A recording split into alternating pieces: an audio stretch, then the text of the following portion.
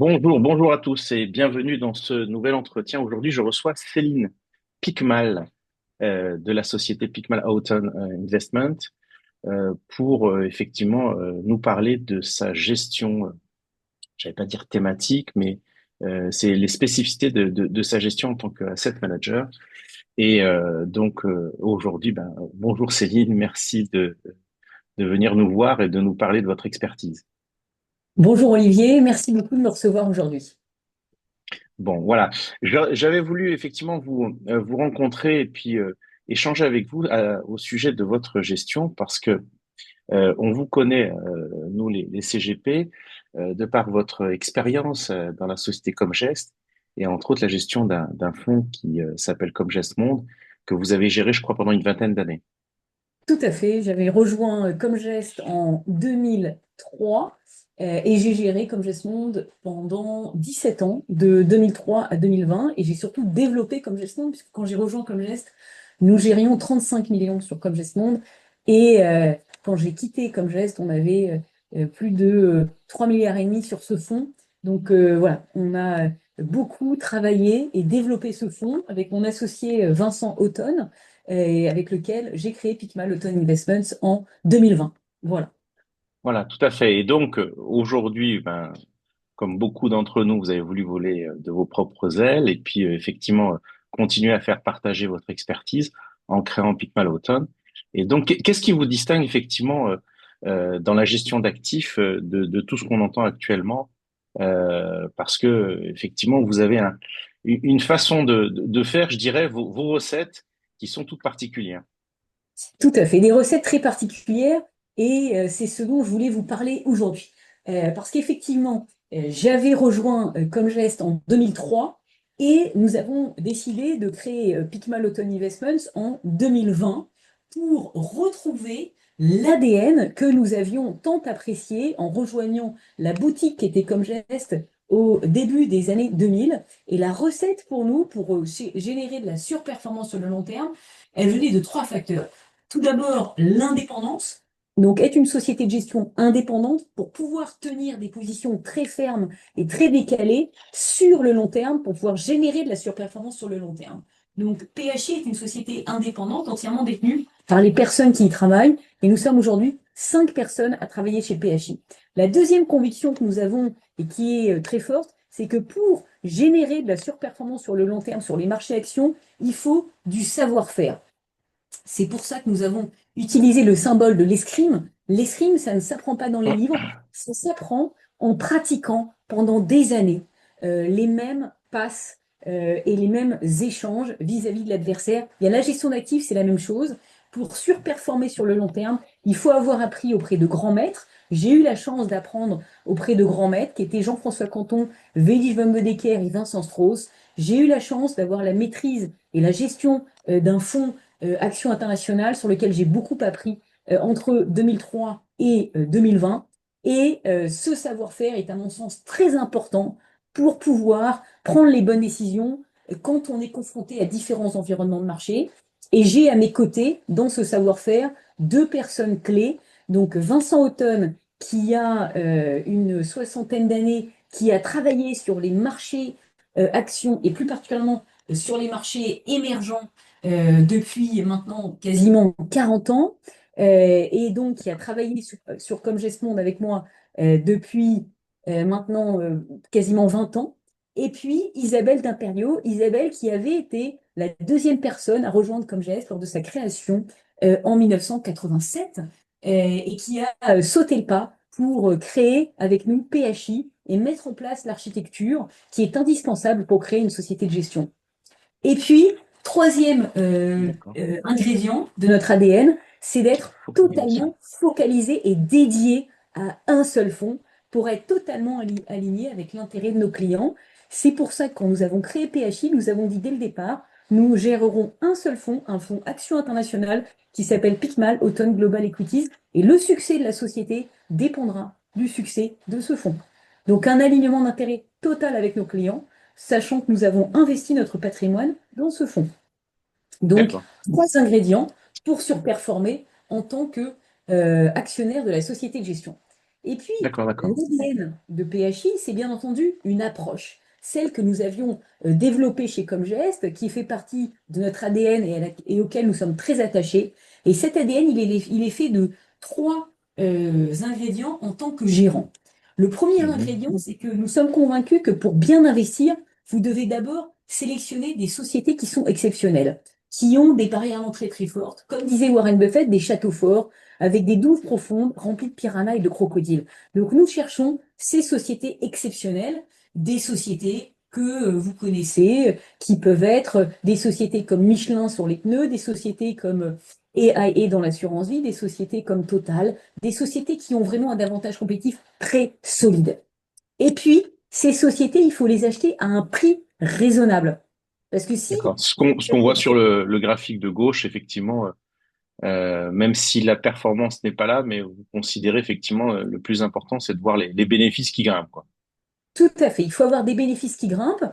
Et ces bénéfices qui grimpent, ils ne suffisent pas toujours parce que si vous achetez une société trop chère, ce qui était le cas de la société que j'ai mis ici qui s'appelait Medtronic en 2001, vous l'achetiez à 45 fois les bénéfices, et bien pendant 10 ans, vous avez un cours de bourse qui n'a pas évolué parce que vous avez eu 10 ans de baisse de la valorisation. Donc il ne faut pas seulement acheter la croissance, mais il faut aussi acheter un prix raisonnable. Et c'est la combinaison de ces deux facteurs qui va vous permettre de créer de la surperformance sur le long terme. Et c'est pour cela qu'il faut se permettre d'être décalé. Parce que acheter juste des belles sociétés à un moment donné, ça ne va pas suffire pour créer de la surperformance sur le long terme. Et c'est, à mon sens, toute la pertinence de notre approche aujourd'hui dans un monde où il y a beaucoup de sociétés qui sont très chères, et on en parlera plus tard. Et donc, D'accord. troisième élément, c'est le petit sablier que j'ai mis à droite, c'est la patience. C'est très difficile dans un monde où tout va très vite, mais si on veut vraiment surperformer sur la durée, il faut savoir, comme Mhm. Warren Buffett l'est, être très patient. Il faut semer pour pouvoir récolter sur la durée et pour pouvoir vraiment créer de la surperformance, il faut être patient. Donc ce sont les trois ingrédients, les franchises D'accord. exceptionnelles, le prix raisonnable, la patience. D'accord. Voilà. Donc vous êtes une Donc, fervente élève de Benjamin Graham et de Warren Buffett, si je puis dire. tout à fait. Ouais. Voilà. Donc Parfait. la combinaison des deux facteurs, et c'est très difficile Ouais. parce qu'on est dans un monde où on veut aller vite. Et il faut Tout à fait, savoir. tout à fait. Et je trouve que c'est voilà, c'est très important aujourd'hui de rappeler à nos auditeurs que bon, on peut spéculer, on peut vouloir chercher des performances très rapidement et de très très belles performances.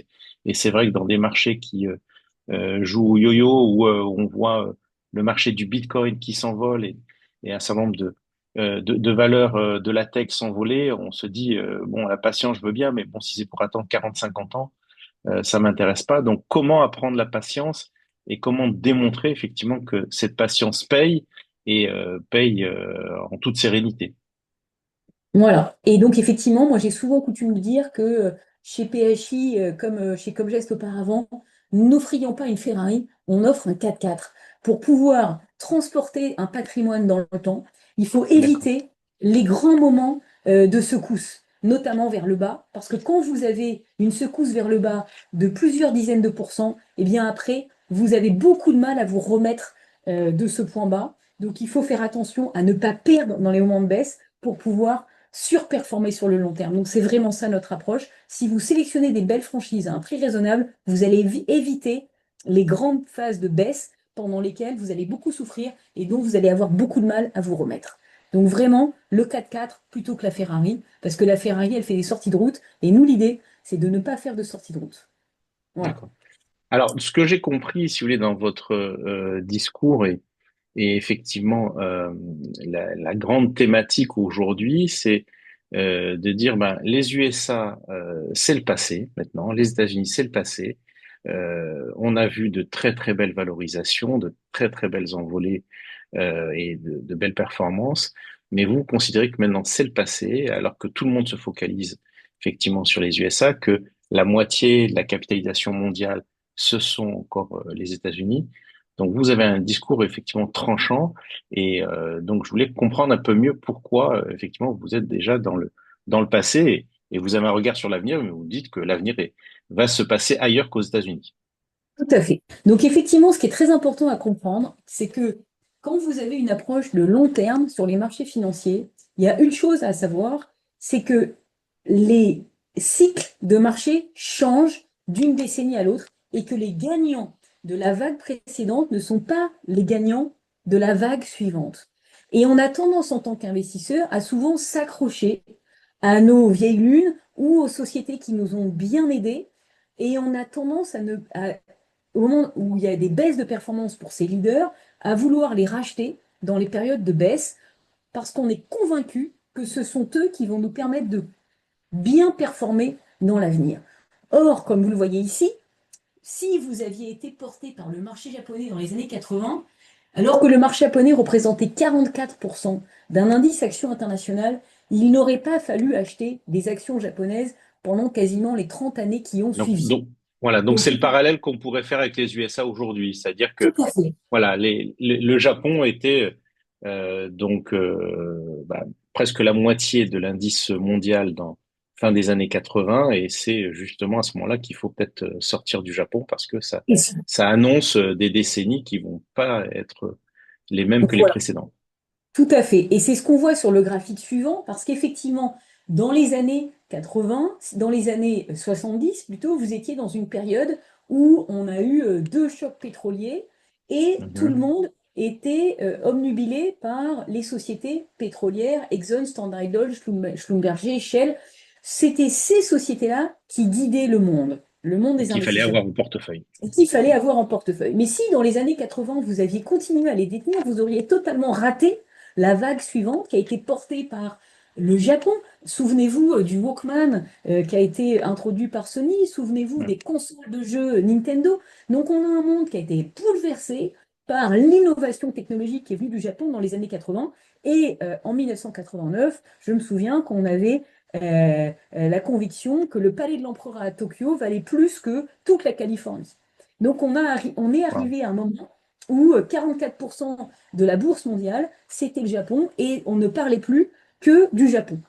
Mais à la fin des années 80, il aurait fallu se tourner vers une révolution qui s'appelait l'Internet, qui était en Mm. train de bouleverser le monde avec l'arrivée d'un jeune homme, Bill Gates, qui invente Microsoft. Et la décennie des années 90, c'était la décennie des tech américaines. Donc il aurait fallu totalement changer son portefeuille pour acheter ces sociétés-là, qui étaient les grandes innovatrices des années 90. Et puis, alors qu'à la fin des années 90, on ne jurait plus que par ces sociétés Internet, il aurait fallu repositionner son fonds pour se mettre à jouer les pays émergents avec l'entrée de la Chine dans l'OMC. Et donc, on le voit, hein, à la fin des années 2010, c'était des sociétés brésiliennes, chinoises ou des sociétés internationales exposées aux pays émergents qui étaient championnes de l'économie mondiale.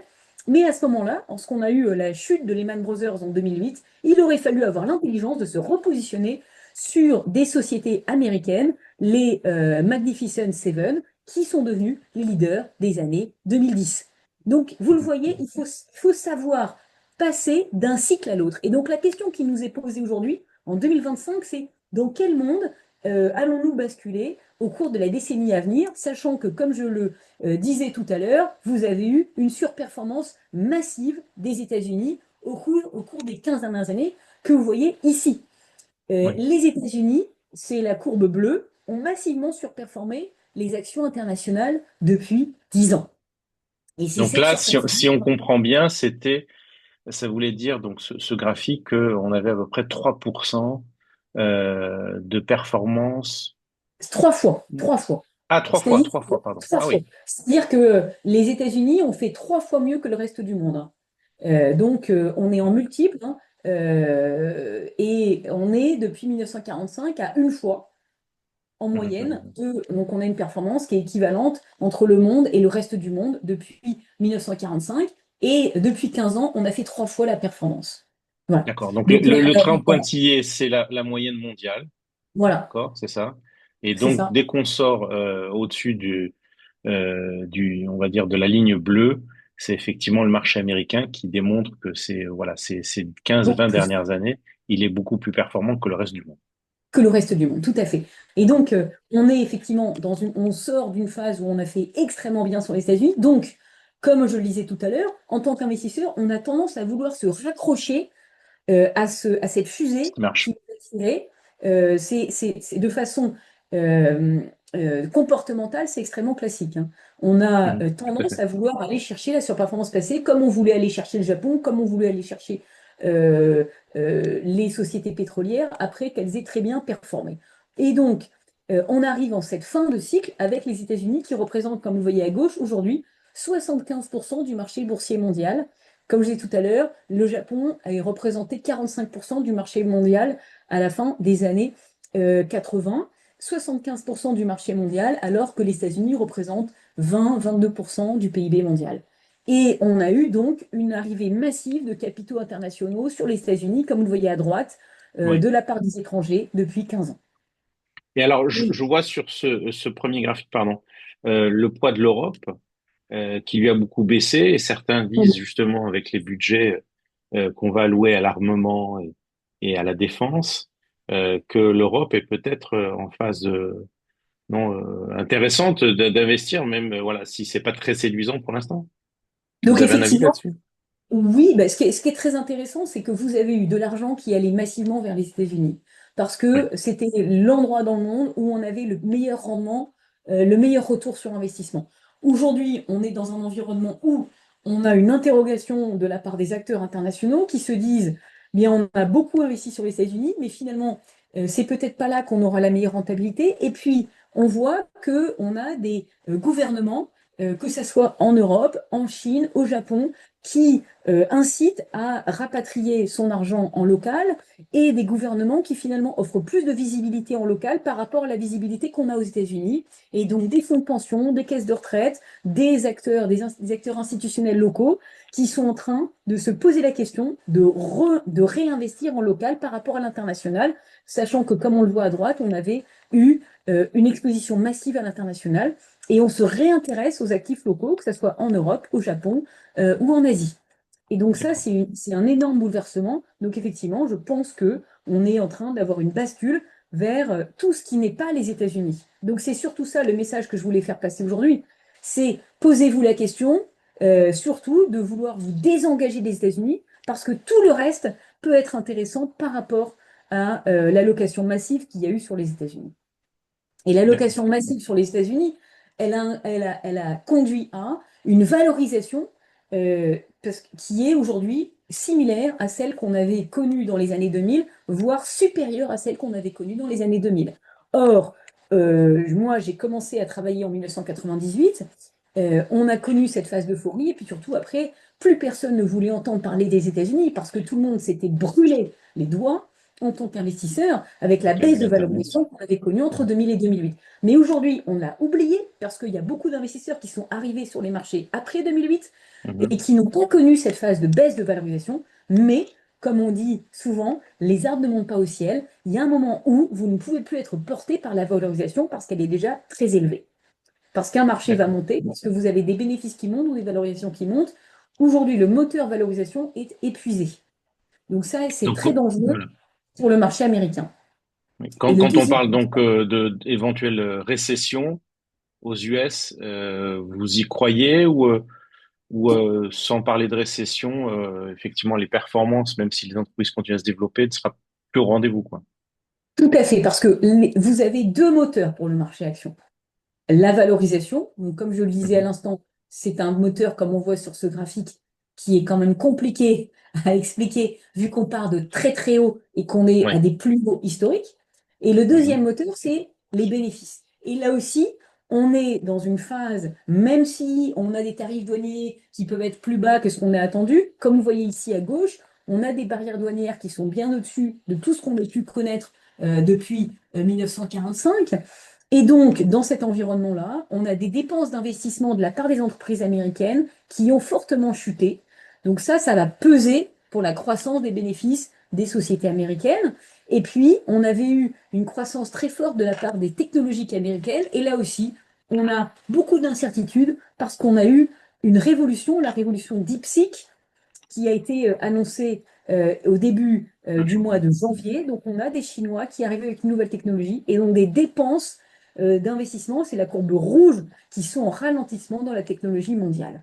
Donc, de l'incertitude sur les dépenses d'investissement et donc des incertitudes sur les bénéfices des sociétés américaines.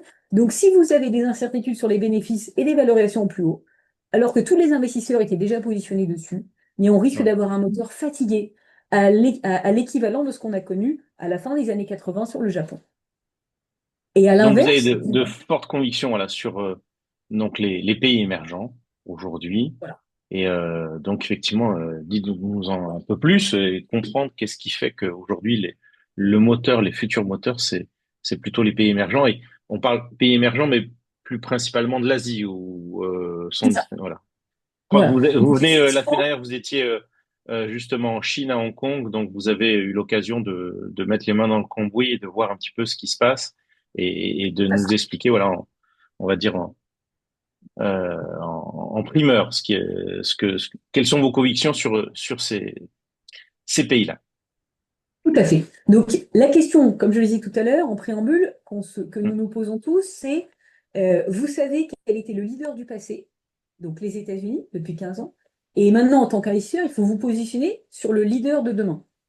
Et il y a un candidat qui me semble extrêmement évident, ce sont les pays émergents. Les pays émergents, moi je me souviens que il y a 15 ans, mes commerciaux me demandaient, Céline, quelle est ton exposition dans Comme Geste Monde sur les pays émergents? Je n'en avais jamais assez. Parce que les pays émergents surperformaient massivement les pays mondiaux et donc il fallait avoir une exposition la plus importante possible. On savait que les pays émergents avaient plus de croissance que les pays développés, on savait que vous allez avoir un accès à la consommation de la part des pays émergents, donc on voulait tous en avoir. Pourquoi? Parce que, comme vous le voyez sur le graphique ici, les pays émergents, entre 1999 et 2009, avaient largement surperformé les indices mondiaux. C'est Mhm, la mhm. courbe bleue. Ici, vous avez les pays émergents par rapport aux actions américaines. Eh bien, les D'accord. pays émergents avaient massivement surperformé. On avait eu une hausse de cette courbe. Aujourd'hui, à l'inverse, on a eu une sous-performance massive depuis 15 ans des pays émergents par rapport à ceux du monde. Et on est à une valorisation par rapport aux États-Unis qui n'a jamais été aussi basse depuis 1969. Et donc aujourd'hui, tout le monde me demande, ah mais Céline, pourquoi est-ce que tu as une exposition aux pays émergents? Ce sont des pays maudits qui ne font que sous-performer. Eh bien, je leur dis à l'inverse, je pense, à l'époque, je disais à mes commerciaux, mais écoutez, j'achète massivement des États-Unis parce que les États-Unis sont très peu valorisés et on avait fait rentrer massivement des sociétés technologiques américaines, notamment Microsoft, Google, Oracle, entre 2009 et 2011. Eh bien, aujourd'hui, je dis, regardez la valorisation de ces pays émergents, regardez la croissance qu'ils peuvent offrir, et je pense que c'est là qu'il faut aller faire ses courses. Donc, vous avez des pays D'accord. qui sont haïs, qui sont sous-détenus parce qu'ils ont sous-performé, alors qu'ils offrent aujourd'hui une valorisation très faible. Vous avez ici la valorisation des émergents par rapport à la valorisation des indices mondiaux. Les pays Mhm. émergents offrent une valorisation très décotée, 12 fois les bénéfices contre 18 fois dans le monde aujourd'hui. Donc une très forte décote. Et cette décote, elle est très intéressante à un moment où les pays émergents offrent de la croissance. Ce sont des chiffres qu'on a aujourd'hui oubliés, mais 65% de la classe moyenne mondiale sera en Asie en 2030. C'est le graphique que je vous ai mis ici à gauche. Mhm, mhm, Et mhm, puis mhm. vous avez à droite les pays dans le monde qui offriront la plus grande poche de consommation dans le monde en 2030. La Chine offrira 1 milliard de consommateurs à horizon 2030. Ensuite, vous aurez l'Inde et en troisième position, les États-Unis. Donc c'est le premier pays en termes de consommation dans le monde, ce sera la Chine à horizon 2030. Donc ce sont des poches de consommation énormes. L'Europe, par exemple, ne représentera que 14% de la consommation mondiale à horizon 2030, contre Alors, 65% pour l'Asie. Donc c'est ça qui nous intéresse en tant qu'investisseurs, des pays qui sont mal aimés et une poche de consommation très importante. Et je suis surtout, d'accord pardon, sur le constat, je vous rejoins ouais, totalement, mais des fois, on peut se poser la question de ces entreprises, effectivement, qui vont là aussi générer des bénéfices et croître parce il y a une demande, il y a une forte demande. Mais en Chine, par exemple, on a vu des exemples de chefs d'entreprise qui ont disparu, où on a quand même le Parti communiste qui organise aussi l'économie. Donc, est-ce que nous, en tant qu'Occidentaux, on peut être serein que accéder à ces entreprises, c'est suivant les mêmes règles qu'on a en Europe ou aux États-Unis? Est-ce qu'on n'a pas le risque d'investir dans une entreprise et puis demain de se retrouver peut-être nationalisé parce qu'il y a un parti politique qui est prédominant? Non, je sais pas. C'est une Alors, si question je peux me culturelle. permettre, Est-ce que ça, on peut le craindre ou pas? alors, si je peux me permettre, j'aurais tout d'abord une première remarque. Aujourd'hui, si je réfléchis à l'incertitude politique, Oui, la plus forte, à mon sens, elle est aux États-Unis. Vous vous d'accord. réveillez tous les matins avec un monsieur qui s'appelle Donald Trump qui tweet et qui explique que si vous êtes un étranger et que vous travaillez aux États-Unis, peut-être que vous ne pouvez plus travailler. Si vous êtes un étudiant, peut-être que vous ne pouvez plus travailler. Si vous êtes lié à telle ou telle plateforme Internet, vous ne savez pas ce qui peut vous arriver demain. Et les règles sont mouvantes. À l'inverse, vous avez un pays, la Chine, sur lequel vous avez eu des incertitudes, puisque vous avez effectivement un monsieur qui s'appelle Xi Jinping qui a créé de l'incertitude en faisant disparaître certains dirigeants, notamment celui d'Alibaba, il y a quelques années. Ce comportement a conduit à une décote.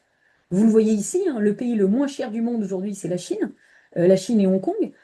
Mais là Mhm. aussi, vous avez eu un changement pour le mieux avec un comportement de Xi Jinping qui a beaucoup évolué hein, au cours des dernières années et des derniers mois. Xi Jinping qui s'est affiché avec les leaders de la technologie et qui aujourd'hui se présente en héros par rapport à Donald Trump. Xi Jinping qui dit j'accueille le monde entier pour venir faire ses études en Chine. Je valorise les entrepreneurs. Il faut quand même avoir en tête que aujourd'hui, vous avez quand même 70% des employés chinois qui travaillent dans des sociétés entrepreneuriales. Donc on a une D'accord, vision de la Chine comme étant un peuple guidé par une politique très stricte. C'est un pays d'entrepreneurs, hein. d'accord. C'est beaucoup plus proche de la culture américaine que ce qu'on pense. C'est un pays qui baigne dans l'entrepreneuriat et cette culture leur permet d'innover, de créer. Et c'est surtout ça qui me semble intéressant aujourd'hui que je voulais souligner, parce que vous Mhm. avez un rattrapage de la technologie chinoise qui est spectaculaire.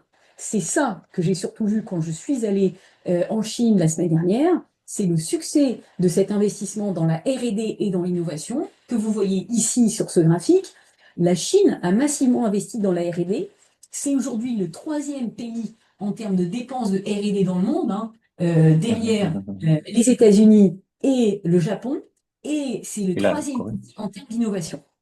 Donc on D'accord. est passé, comme on le disait tout à l'heure, d'un pays qui était vu comme un vaste pays de production textile à un Mhm, pays mhm, qui mhm. innove en termes de technologie, qui est sorti avec DeepSeek, qui aujourd'hui nous offre des robotaxis. J'ai rencontré la semaine dernière des sociétés qui nous proposent des robotaxis à 0,2 $ du kilomètre des sociétés qui ont testé leur solution sur des villes qui font 12 millions d'habitants. Donc, on est vraiment dans un écosystème ultra innovant. En Chine, on n'utilise plus de cash. Tout est digital. Toutes les dépenses se font par WeChat ou WePay. Donc, on a aujourd'hui beaucoup de unes de journaux qui parlent de renaissance inattendue des géants de la tech chinoise. Huawei rattrape son retard technologique sur les Occidentaux. En 2030, la Chine sera un pays qui sera autonome en termes de puces électroniques. On aimerait bien pouvoir en dire autant de l'Europe, mais Oui, malheureusement, nous ne sommes pas autonomes. Donc, d'accord. c'est un pays qui a massivement dépensé dans l'innovation et pour lequel aujourd'hui la gouvernance s'est grandement améliorée avec un pays donc qui est très moderne, très innovant, très en avance et qui est plutôt en train de partir à la conquête de la planète avec son innovation. On le voit, BYD qui arrive avec des voitures électriques à 7 000 $ par voiture. C'est du jamais vu pour des voitures électriques. Donc c'est ça Et- qui me semble intéressant, c'est un pays qui aujourd'hui est en décalage entre son prix, le moins cher du monde, et son degré d'innovation et de technologie, qui est un des plus avancés de la planète. Et c'est ça D'accord. Et l'exemple qui de m'intéresse. BYD, oui, pardon. L'exemple de BYD, pour vous, c'est quand vous dites des voitures à 7 000 $, est-ce que ce sont des voitures qu'on risque de voir à ces prix-là en Europe? Ce sont Ou on va des appliquer des taxes voitures. douanières? Même Oui, si on applique des taxes douanières, en fait, ça me rappelle là aussi ce qui s'était passé sur le Japon, hein. Je me oui, souviens qu'enfant, on avait essayé d'arrêter les magnétoscopes japonais à Poitiers en oui. mettant des taxes douanières. parce qu'on pariait sur Bull ou sur d'autres sociétés européennes ou Philips qui allaient remporter la mise. Quand vous avez un rouleau compresseur technologique qui arrive, c'est très difficile de concurrencer parce que l'avantage de la Chine aujourd'hui, c'est qu'ils ont la taille. Et c'est sûr, on parlait tout à l'heure, 1 milliard de consommateurs. Donc, ils ont réussi à créer un écosystème en local dans lequel ils ont créé un avantage compétitif basé sur la taille. Après, ils ont un avantage compétitif, comme on le disait tout à l'heure, basé sur la technologie. Je le mets ici. Par exemple, chez BYD, vous avez 110 000 ingénieurs. 110 000 ingénieurs, c'est Ah énorme. oui, Quand ah oui, vous êtes dans une société européenne ou américaine, si vous avez 10 000 ingénieurs, c'est déjà énorme. 110 000 d'accord. ingénieurs, c'est phénoménal. Donc, vous avez la taille, vous avez l'avantage technologique. Ils font, par exemple, BYD, les batteries eux-mêmes. Je vous ai mis les batteries BYD ici. C'est un Mhm. écosystème totalement verticalement intégré avec une technologie de pointe et une automatisation massive. Dans des usines BYD, vous n'avez plus personne. Donc, on avait été dans Ah un oui, écosystème bouleversé par Toyota dans les années 80 80, ouais, et le d'accord. lean manufacturing. Aujourd'hui, BYD a réinventé l'automobile avec des usines dans lesquelles vous n'avez plus personne, une technologie verticalement intégrée totalement en avance. Et grâce à ça, vous arrivez avec des prix qui défient l'entendement, 7 000 $ par voiture. Alors peut-être que ça n'arrivera pas, peut-être que chez nous, ça sera seulement 14 000 parce que vous aurez des barrières, etc. Mais même si vous doublez le prix, 14 000, c'est très peu cher, hein. Aujourd'hui, les Mhm. voitures en Europe ne sont pas à 14 000 €, sinon nous le saurions. Et il faut avoir en Et tête que BYD, c'est une entreprise qui a combien d'années? Vous connaissez c'est une son histoire? entreprise, c'est une entreprise qui avait commencé dans les batteries électriques et les outils D'accord, électroniques d'accord, et qui s'est développée à partir il y a une quinzaine d'années dans l'automobile. d'accord, je Donc c'est comprends une bien. jeune entreprise qui est Oui, arrivée directement dans l'électrique. d'accord. Tout comme l'a fait Tesla. Et ce qui est Mhm. intéressant, c'est que c'est comme le marché du téléphone portable. Quand vous regardez la courbe de gauche, vous devriez avoir 40 à 59% des ventes de voitures qui seront électriques à horizon 2030 et 40 à 50% des voitures mondiales en opération qui seront électriques à horizon 2040. Donc c'est un énorme marché sur lequel vous avez un leader qui est BYD, qui détient 35% de parts de marché en Chine et 17% de parts de marché dans le monde. Ce Mhm, leader mhm, se mhm. trouve aujourd'hui pour 18 fois les bénéfices. Donc c'est une des principales positions dans le fonds. Et nous sommes convaincus qu'ils sont en train de révolutionner le monde de la voiture et qu'on en entendra beaucoup, beaucoup parler à l'avenir.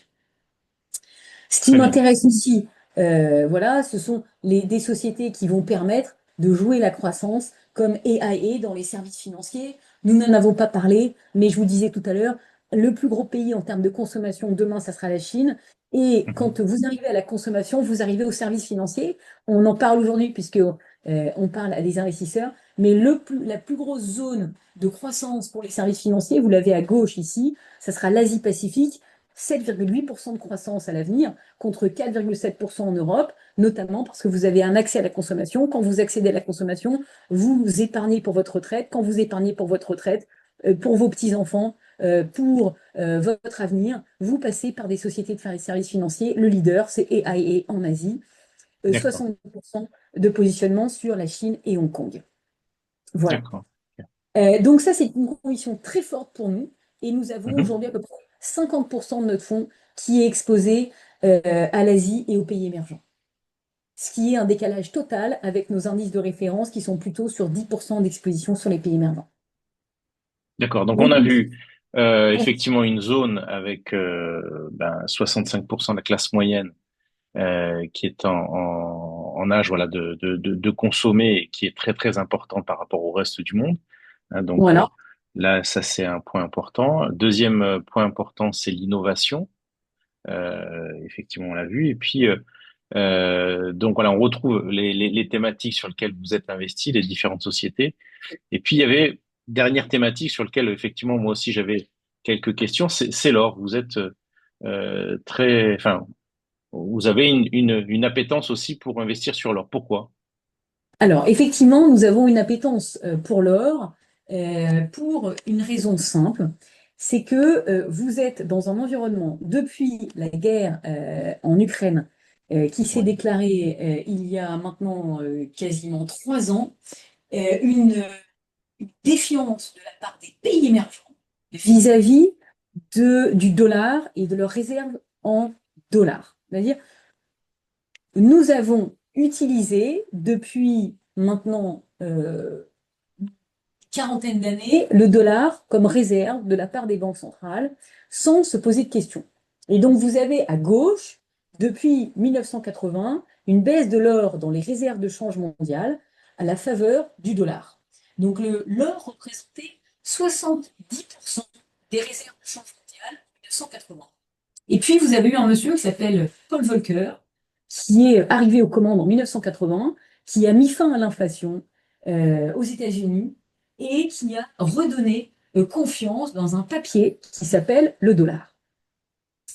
Depuis 2022, vous avez eu un changement avec un gouvernement américain qui a dit aux Russes, si vous détenez du papier en dollars, eh bien ce papier ne vaudra plus rien puisque nous sommes vos ennemis. Eh bien, vous avez un certain nombre de pays, dans les pays émergents, qui se sont dit, peut-être que demain, je serai moi aussi vu comme un ennemi et mon papier dollar ne vaudra plus rien. Donc, je ferai bien de faire quelque chose d'autre avec mes réserves de change. Et l'alternative logique et la plus simple, ce n'est pas d'avoir des réserves de change en euros ou des réserves de change en renminbi, mais c'est d'avoir des réserves de change en or. C'est la seule constante que vous ayez dans l'histoire de l'humanité, c'est l'or. L'or a résisté à toutes les tempêtes à travers les siècles. Et bien, les banques centrales, qui n'avaient quasiment plus d'or, on est tombé à 15%, se repositionnent sur l'or. Vous le voyez à droite, ce sont les banques centrales émergentes qui achètent de l'or. Le Pakistan, la Russie, l'Afrique du Sud, la Hongrie, la Pologne, les Philippines, l'Inde, Thaïlande, l'Arabie Saoudite, la Chine. Mais la Chine n'a que 5% de ses réserves de change en or aujourd'hui. Donc on voit la progression possible pour un pays comme la Chine si vous voulez vous dégager du dollar. Le dollar représentait 75% des réserves de change. On est tombé à 58%. Mais donc, on a une vaste progression qui est possible au cours des années. Et là, je parle d'une décennie. Donc, on est sur un mouvement très long par rapport au fait qu'on est descendu à 15%, qu'on était à 65%. Donc, on est aujourd'hui revenu à 17-18% en or dans les réserves de change. Mais c'est ce mouvement de long terme qui m'intéresse, à un moment où on n'a pas eu d'exploration en or pour différentes raisons, notamment des raisons écologiques. Donc, vous avez un actif dont la production est limitée avec une demande qui progresse, et c'est ça qui m'intéresse. Et c'est ça qui vous permet d'avoir une progression d'une génération de cash pour les producteurs d'or, comme Newmont ou Barrick. Et je vous ai mis ici la progression de la génération de cash d'une société comme Newmont, à droite, 2024, 2025, 2026, 2027, 2028. Vous avez une génération de cash par rapport à la capitalisation boursière qui va représenter 12%. Donc, vous pouvez éventuellement émettre un dividende de 12%. C'est énorme. Énorme, c'est énorme. Voilà. Ok, Donc, c'est ça qui m'intéresse. Et aujourd'hui, d'accord. ces sociétés sont très peu détenues par les investisseurs internationaux. Et là aussi, un chiffre, hein, donc je parlais tout à l'heure des réserves des banques centrales, mais l'or représentait 30% d'un patrimoine classique de long terme d'un investisseur en 1980. L'or D'accord. représentait, l'or et les minières, c'était également 30% du patrimoine d'un investisseur en 1980, en 1945, au sorti de la Deuxième Guerre mondiale. L'or a disparu. Je ne l'ai pas mis ici, mais c'est aujourd'hui 1% des investissements mondiaux à travers le monde. Donc on voit le potentiel de rattrapage phénoménal qui est possible. Donc c'est une conviction très forte pour nous finalement, dans la même lignée que le succès des pays émergents. Donc, une désaffection pour le papier-monnaie et pour le Oui, papier-monnaie dollar en faveur de l'or. Donc, il y a deux d'accord. convictions pour moi qui sont très fortes. Ce sont que j'ai dans le portefeuille. Les deux convictions, c'est d'avoir très peu d'États-Unis et beaucoup d'émergents, avec Oui. 46% du fonds investi dans les pays émergents. Et une autre conviction très forte, c'est effectivement les matériaux qui représentent 12,5% des fonds et l'industrie qui peut profiter de cette tendance également, qui représente une très forte partie du fonds, à l'inverse des technologies de l'information qui sont absentes du portefeuille. Donc D'accord. Donc l'idée, vous ne faites pas c'est de de paris pouvoir. sur l'IA comme on entend tous les jours Non, là non. depuis 1 ou 2 ans. Alors, c'est Jean-François Canton qui m'a formé, hein, et qui avait créé Comme Oui. Geste en 1987.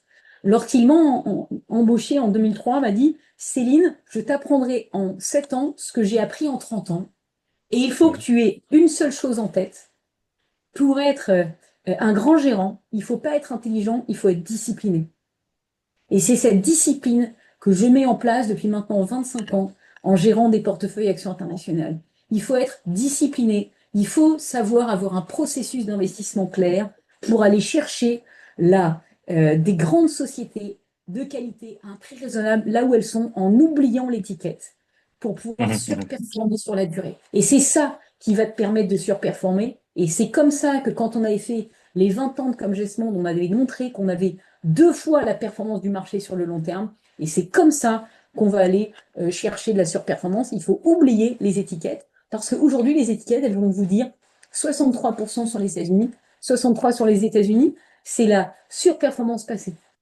Aujourd'hui, Oui. on est à la fin d'une histoire, au début d'un nouveau cycle, et c'est ça qu'on va aller chercher dans ce fonds pour performer sur la durée et pour vous offrir une performance qui devrait surperformer sur le long terme. Et comme je l'ai dit tout à l'heure, comme Gesmond, en allant chercher de la qualité, donc des sociétés qui ont une marge supérieure aux autres, en allant chercher une belle croissance, comme on l'a toujours aujourd'hui, et une décote de performance comme on l'a aujourd'hui. Aujourd'hui, on a un fonds qui se traite à 14 fois les bénéfices contre 19 fois pour l'indice, donc une décote de 30%. On devrait avoir de la surperformance parce qu'on va surperformer dans les phases compliquées. En 2022, on a un fonds qui a eu une performance de 9% quand l'indice faisait moins 13. En 2025, pareil, on est à plus 10 quand l'indice est à moins 3. Et c'est ça c'est en évitant les performances baissières, en ayant moins de volatilité, en évitant les performances à la baisse, qu'on va aller chercher de la surperformance sur le long terme.